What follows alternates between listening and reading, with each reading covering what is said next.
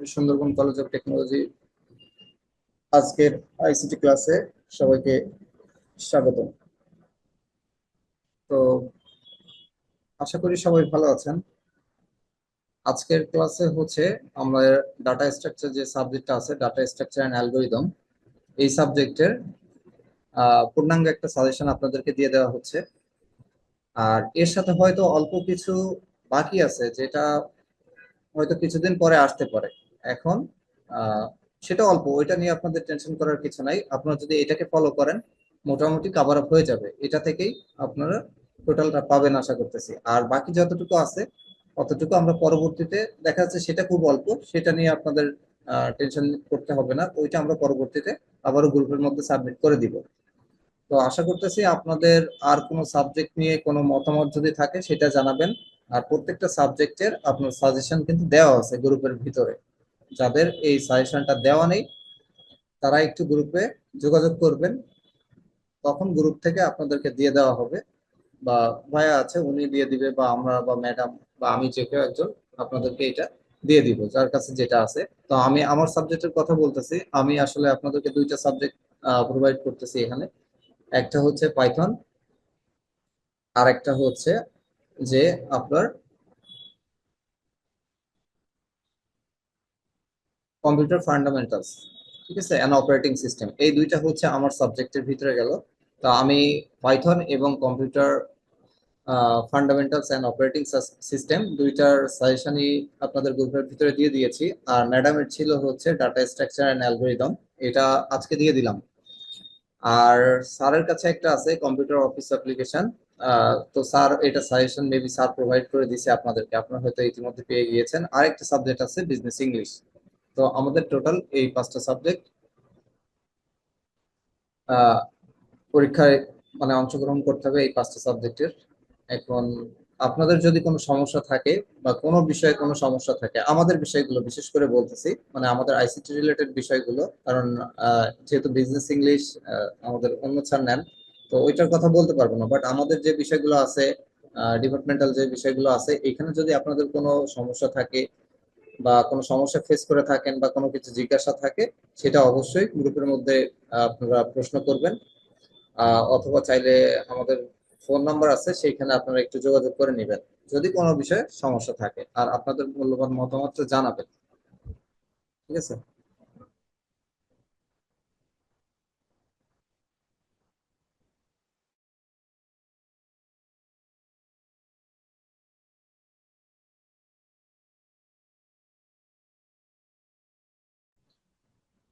আচ্ছা, তো এই যে সাবজেক্টটা দেখতেছেন, এই সাবজেক্টটা মূলত পঞ্চম অধ্যায়ে, যে অর্থাৎ লাস্ট চ্যাপ্টারে, যে আপনারা রচনামূলকের হয়তো অ্যান্সার গুলো পাবেন না, কারণ ওই অ্যান্সার গুলো আমরা এখানে এখনো যুক্ত করি নাই।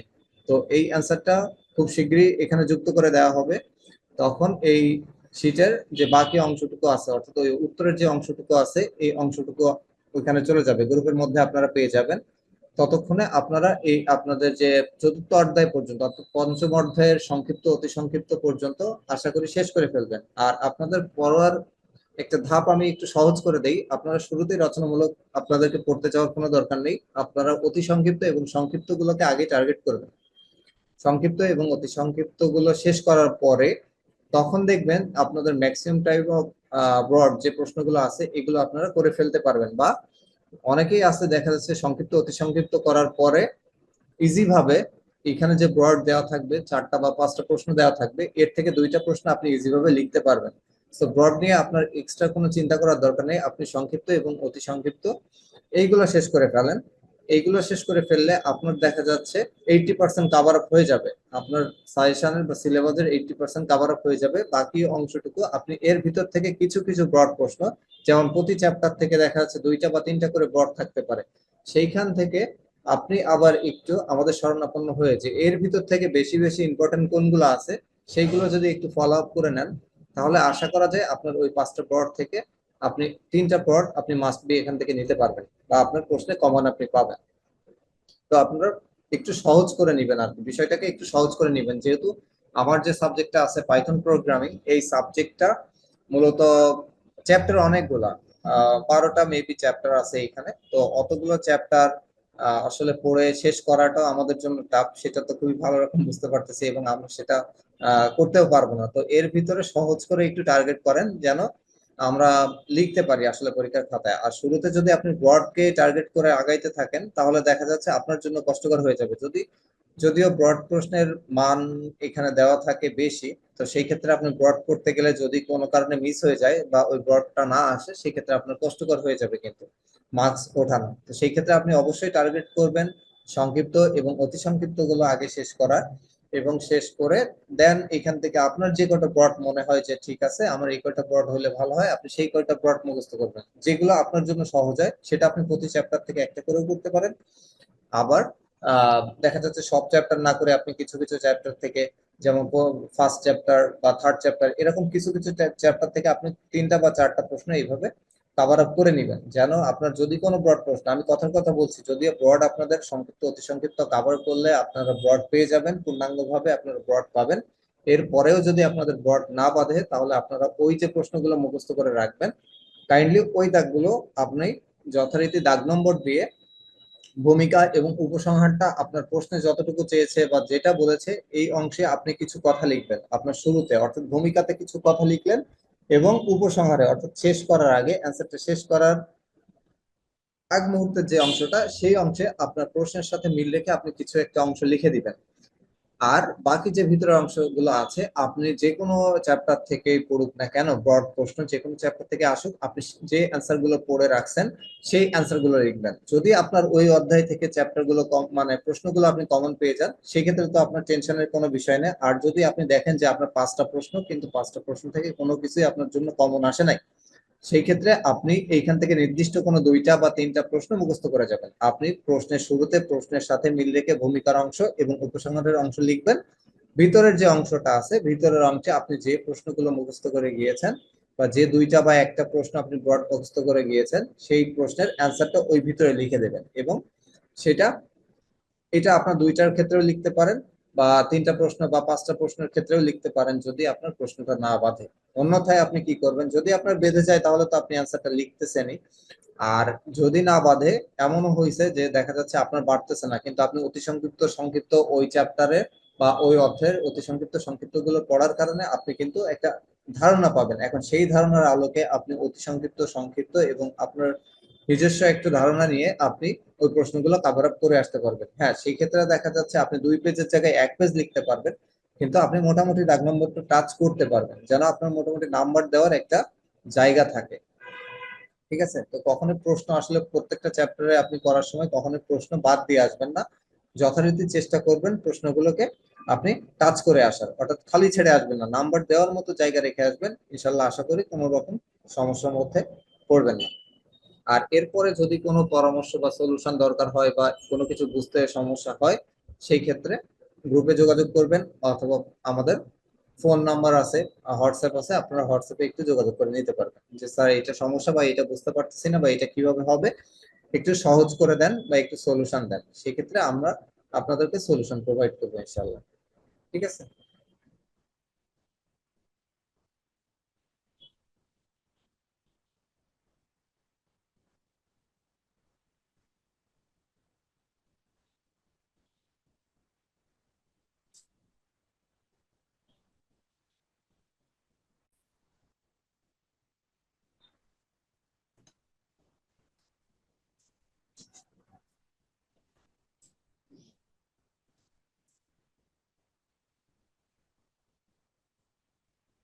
আচ্ছা,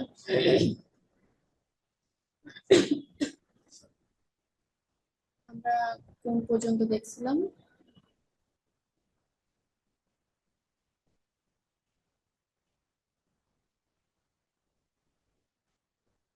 হচ্ছে প্রথম অধ্যায় হয়ে গেছিল।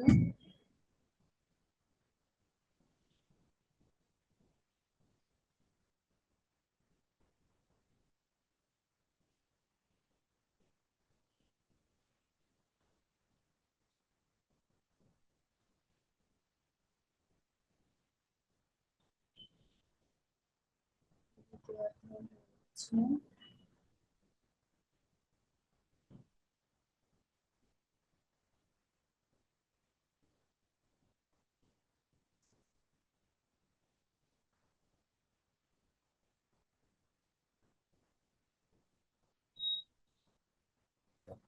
হুম,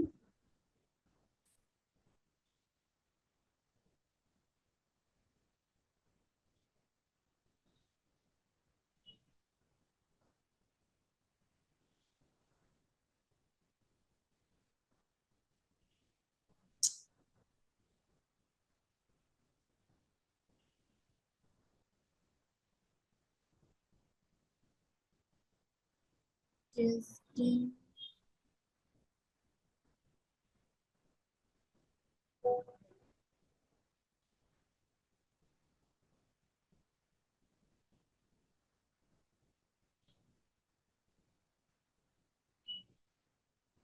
দ্বিতীয় অধ্যায় দেখবো, তাই তো? পয়েন্টারের, আচ্ছা, দ্বিতীয় অধ্যায় কি আছে? অ্যারে, রেকর্ড এবং পয়েন্টার। অতি সংক্ষিপ্ত প্রশ্নোত্তর। আচ্ছা, এখানে আছে পয়েন্টার ব্যবহারের সুবিধা কি। পয়েন্টারের পয়েন্টার ব্যবহারের সুবিধা কি? পয়েন্টার ব্যবহারের সুবিধা তো বলছিলাম। পয়েন্টার ব্যবহার করে প্রোগ্রামের এফিসিয়েন্সি অনেকাংশে বাড়ানো যায়। তারপর পয়েন্টার আমাদেরকে রান টাইমে মেমোরি অ্যালোকেট করে ব্যবহার করার সুযোগ দেয়, আবার সেই মেমোরি রিড করার সুবিধা দেয়। তারপর হচ্ছে ভেরিয়েবল অ্যাড্রেস সংরক্ষণের জন্য পয়েন্টার ব্যবহার করা হয়। তারপর হচ্ছে পয়েন্টার অ্যারে কি? পয়েন্টার সমূহ, হ্যাঁ, পয়েন্টার সমূহ যখন কোনো একটি অ্যারে এর মাধ্যমে সজ্জিত হয় তখন তাকে পয়েন্টার অ্যারে বলে। এবার আছে পয়েন্টার বলতে কি বুঝি। পয়েন্টার শব্দের অর্থ নির্দেশক। কোনো একটি অ্যারে এর ডাটা উপাদান সময়ের অবস্থান দ্বারা যার দ্বারা নির্দেশ করা হয় তাকে পয়েন্টার বলে। হুম। তারপর হচ্ছে ট্রাভার্সিং। ট্রাভার্সিং বলতে কি বোঝায়? কম্পিউটার মেমোরিতে সংগৃহীত কোনো অ্যারের প্রতিটি অ্যাক্সেসিং এবং প্রসেসিং করাকে ট্রাভার্সিং বলে। আচ্ছা, জ্যাগেড অ্যারে বলতে কি বোঝায়? যে সমস্ত অ্যারে রো অথবা কলাম ডাটা উপাদান দিয়ে শুরু হয় কিন্তু আপাতত স্টোরেজ লোকেশন দিয়ে শেষ হয় তাদেরকে জ্যাগেড অ্যারে বলে। টেস্টন এর সর্টিং। সর্টিং বলতে কি বোঝায়? কোনো অ্যারে থেকে উপাদান সমূহকে বাছাই করে কোনো নির্দিষ্ট ক্রমানুসারে সাজানোর পদ্ধতি হলো সর্টিং। তারপর লিনিয়ার কে তম উপাদানের লোকেশন নির্ণয় সূত্র লেখো। হ্যাঁ, এই সূত্রটা দিয়ে দিলে হবে। তারপর আছে কি লিনিয়ার ডাটা স্ট্রাকচার বলতে কি বোঝায়? এক জাতির ডাটা সমূহ যদি পর্যায়ক্রমে সাজানো থাকে তাকে লিনিয়ার ডাটা স্ট্রাকচার বলে। দুটি উদাহরণ দিয়ে দিতে পারেন স্টেপ উইথ। তারপর আছে নন লিনিয়ার ডাটা স্ট্রাকচার, যে ডাটা স্ট্রাকচারে ডাটা উপাদান সমূহকে কোনো নির্দিষ্ট ক্রম অনুসারে সাজানো হয় না তাকে নন লিনিয়ার ডাটা স্ট্রাকচার বলে। ঠিক আছে। তারপর কি আছে অ্যারে। অ্যারে এর লেন্থ বের করার সূত্রটি লিখো। তারপর হচ্ছে লিনিয়ার ডাটা স্ট্রাকচারের অপারেশন, কতগুলো অপারেশন লিখো। Traversing, searching, sorting, inserting, deleting, merging. তারপরে স্ট্যাটিক ও ডাইনামিক মেমোরি অ্যালোকেশনের মধ্যে তফাৎ কি? স্ট্যাটিক মেমোরি অ্যালোকেশন এ প্রোগ্রাম নির্বাহের সময় অ্যারে সাইজ অপরিবর্তিত থাকে। স্ট্যাটিক মেমোরি অ্যালোকেশনে প্রোগ্রাম নির্বাহের সময় অ্যারে সাইজ অপরিবর্তিত থাকে। পক্ষান্তরে মেমোরি অ্যালোকেশন প্রোগ্রামের নির্বাহের সময় ডাটার জন্য মেমোরি নির্দিষ্ট হয় ডাইনামিক। তারপরে আছে অ্যারে ঘোষণার আবশ্যকীয় তথ্য কি কি? প্রত্যেক অ্যারে ঘোষণার অবশ্যই তিনটি তথ্যের উল্লেখ থাকতে হবে, যেমন অ্যারের নাম, অ্যারের ডাটা টাইপ, অ্যারের ইন্ডেক্স, সেট। সংক্ষিপ্ত সংক্ষিপ্ত প্রশ্ন কতগুলো আছে? লিনিয়ার অ্যারেতে কোন উপাদান সংযোজনের অ্যালগরিদম গুলো লেখো। ঠিক আছে। এখানে আছে কি যে পদ্ধতিতে একটি লিনিয়ার অ্যারে নতুন এক বা একাধিক উপাদান সংযোজন করা হয় তাকে উপাদান ইনসার্টিং বলে। ধরা যাক একটি লিনিয়ার অ্যারে, অ্যারেতে একটি নতুন উপাদান সংযোজন করতে হলে উপাদানকে অ্যারে নিম্নলিখিত তিনটি স্থানে সংযোজন করা যেতে পারে: অ্যারের শুরুতে, অ্যারের মাঝে এবং অ্যারের শেষে। ঠিক আছে, তারপর আছে লিনিয়ার অ্যারে ট্রাভার্সিং অ্যালগরিদম গুলো লেখো। ট্রাভার্সিং বলতে অ্যারের প্রতিটি উপাদানে অ্যাক্সেসিং এবং প্রসেসিং এর প্রক্রিয়াকে বোঝায়। ধরি কম্পিউটারের মেমোরিতে সংরক্ষিত এ ডাটা উপাদানের সমষ্টি। এই অ্যারেতে সংরক্ষিত যে কোনো ডাটা উপাদানের যে কোনো ধরনের প্রক্রিয়া, যেমন সকল ডাটা প্রিন্ট করা, গণন করা, আম, তারপর হচ্ছে একটি ডাটা প্রিন্ট করা ইত্যাদি। এ নামক অ্যারেতে উপযুক্ত যে কোনো ধরনের কি কাজ করার জন্য ট্রাভার্সিং এর মাধ্যমে সম্পূর্ণ করতে হয়। লিনিয়ার অ্যারের ক্ষেত্রে ট্রাভার্সিং খুবই সহজে করা যায়, কিন্তু নন লিনিয়ার অ্যারে এর ক্ষেত্রে ট্রাভার্সিং অপেক্ষাকৃত একটি জটিল হয়েছে। লিনিয়ার অ্যারে থেকে কোন উপাদান বিয়োজনের অ্যালগরিদম গুলো লেখো। লিনিয়ার অ্যারে থেকে আইটেম বিয়োজন। যে পদ্ধতিতে একটি লিনিয়ার অ্যারে থেকে এক বা একাধিক সংরক্ষিত উপাদান বিয়োজন করা হয় তাকে উপাদান ডিলিটিং বলে। একটি অ্যারে থেকে কোন উপাদান বাদ দেয়া বা বিয়োজন করতে হলে অ্যারে তিনটি স্থানে করা সম্ভব: অ্যারের শুরুতে, অ্যারের মাঝে এবং অ্যারের শেষে।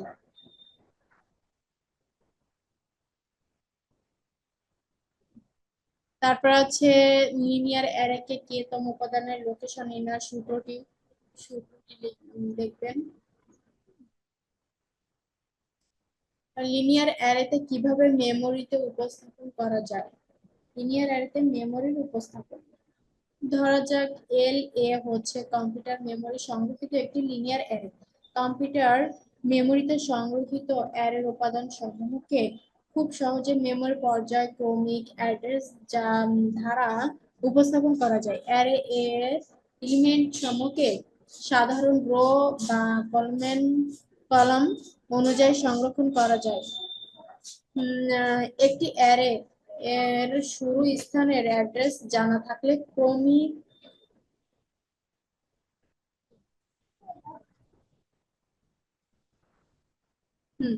ক্রমিক অ্যাড্রেস দ্বারা সহজে উপাদান সমূহকে শনাক্ত করা যায়। এরূপ একটি অ্যারে এর অ্যাড্রেস নিম্নের চিত্রে দেখানো হয়েছে।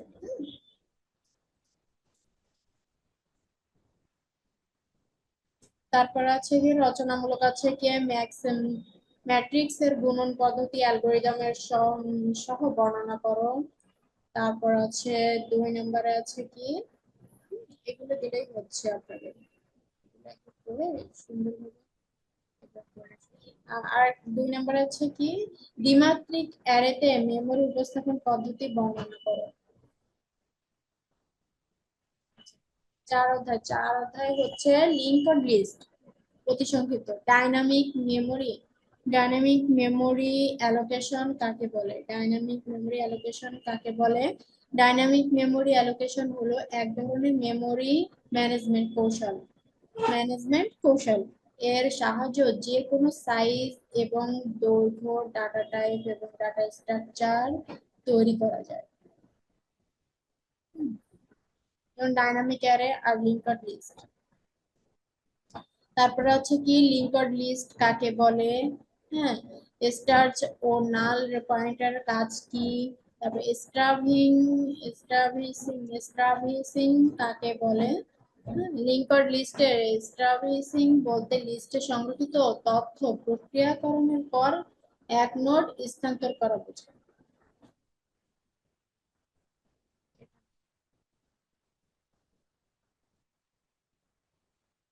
এটা হচ্ছে কি,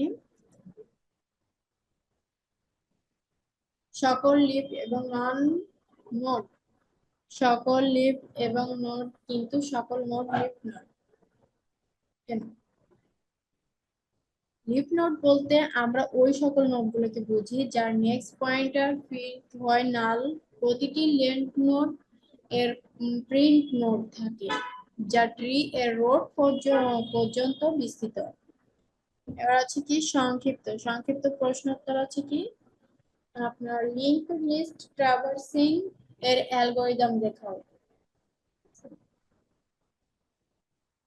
2 নম্বরে আছে পিটিআর সমান স্টার্ট নির্ধারণ করা হয়।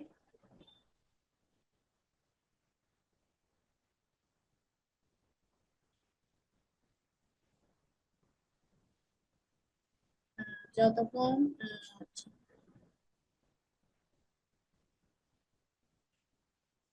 তারপর আছে 2 নম্বর আছে লিঙ্কড লিস্টের সুবিধা ও কি কি। লিঙ্কড লিস্টের সুবিধা ও কি কি।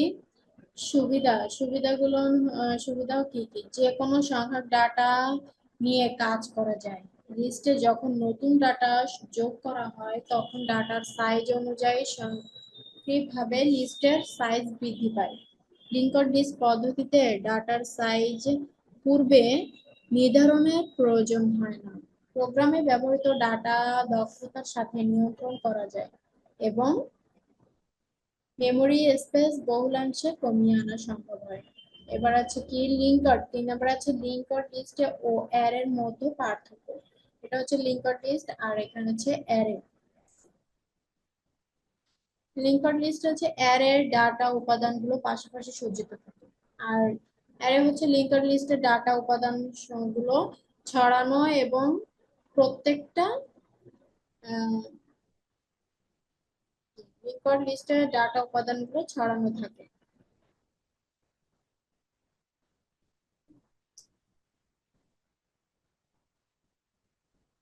তারপর আছে অ্যারে তৈরি করা সহজ, আর লিঙ্কড লিস্টে হচ্ছে তৈরি করা তুলনামূলক কঠিন।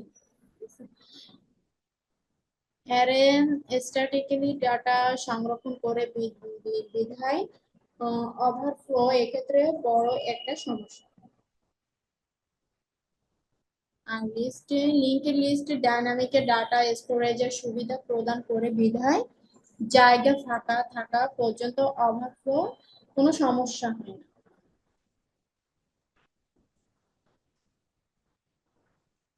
তারপর আছে প্রোগ্রামে অ্যারে ব্যবহার করে মেমোরি দক্ষতার সাথে ব্যবহার করা যায় না। 6 নম্বর, 7টা আছে, 7টা লিখলেই হবে। তারপর আছে গার্বেজ কালেকশন, ওভারফ্লো এবং আন্ডারফ্লো সম্পর্কে সংক্ষেপে বর্ণনা করো।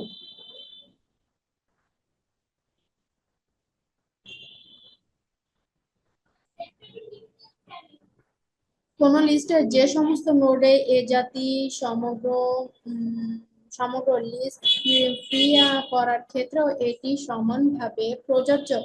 কম্পিউটার অপারেটিং সিস্টেম নির্দিষ্ট সময় অন্তর অন্তর যে সমস্ত গার্বেজ মুক্ত স্পেসকে ফ্রি স্টোরেজ লিস্ট এ সংগ্রহ করে।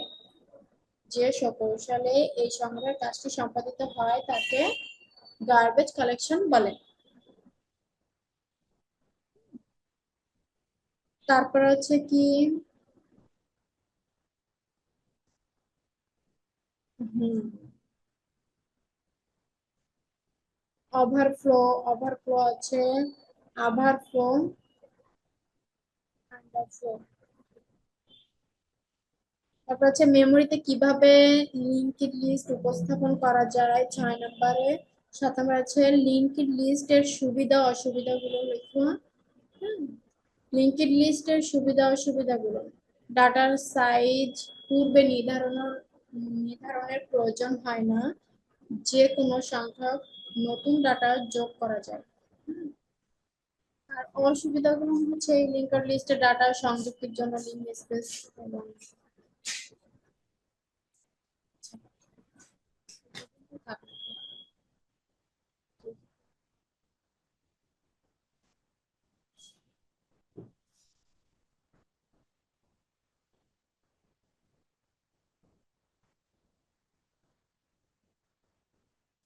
অনেক ক্ষেত্রে লেখাগুলো দু একটা মিস যায়। যাই। দেখুন